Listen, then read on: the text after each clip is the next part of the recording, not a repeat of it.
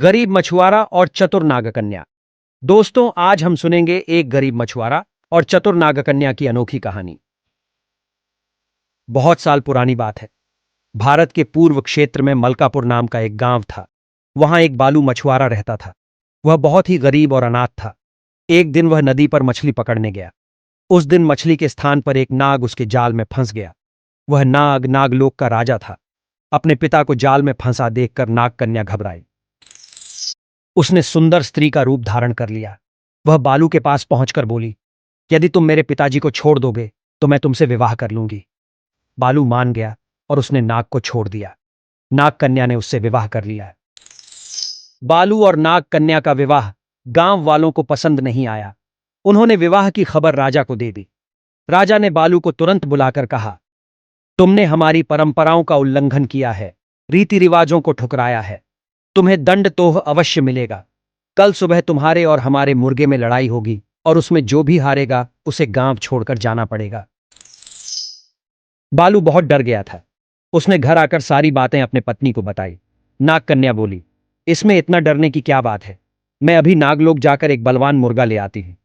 यह कहकर वह नागलोक चली गई। कुछ देर बाद वह मुर्गा लेकर आ गई। दूसरे दिन राजा और बालू के मुर्गे आपस में भिड़ गए। नागलोक का मुर्गा अधिक बलवान था, इसलिए राजा का मुर्गा हार गया। राजा को हारना पसंद नहीं था, इसलिए राजा बोला, बालू, इससे फैसला नहीं हो पाया है, अतः कल सुबह जो टोकरी नदी को उलटी दिशा में बहा देगा वही विजयी होगा। बालू फिर से डर गया। अब तो यह काम मुश्किल ही है। उसके लिए नदी के बहाव को उलटी दिशा में मोड़ना असंभव था। उसने यह बात नागकन्या को बताई।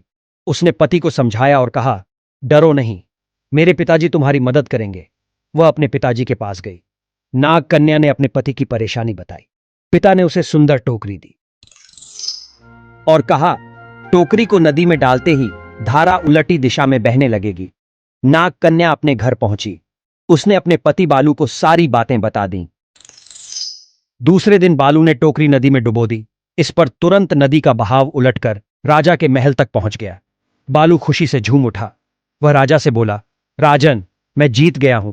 शर्त के अनुसार आपको यह गांव छोड़कर चले जाना चाहिए। राजा कहां हार मानने वाला था। वह बोला, इस निर्णय को भी अंतिम नहीं माना जाएगा। अब हमें युद्ध करना चाहिए। इसी युद्ध से निर्णय होगा। बालू भागकर अपनी पत्नी के पास पहुंचा और उसे सारी बातें बताईं। राजा के पास बड़ी फौज थी, परंतु बालू तो अकेला था। नागकन्या उसकी परेशानी सुनकर फिर नागलोक में जाती है। वहां से वह सोने का ढोल और उसे बजाने की छड़ी ले आई। सुबह राजा अपनी फौज के साथ लड़ाई के लिए आया। बालू पहले से ही तैयार था। राजा और फौज को देखकर नागकन्या ढोल बजाने लगी। ढोल की ढमढम सुनकर वृक्ष, जानवर, घास पत्ते आदि नाचने लगे। उसके साथ साथ राजा और सैनिक भी हथियार फेंककर झूमने लगे। इस तरह से राजा की हार और बालू की जीत हुई। अब गांव वालों ने भी बालू और नागकन्या के विवाह को मान्यता दी। बालू और उसकी पत्नी नागकन्या गांव के राजा रानी बन गए और गांव में सब खुशी खुशी से रहने लगे।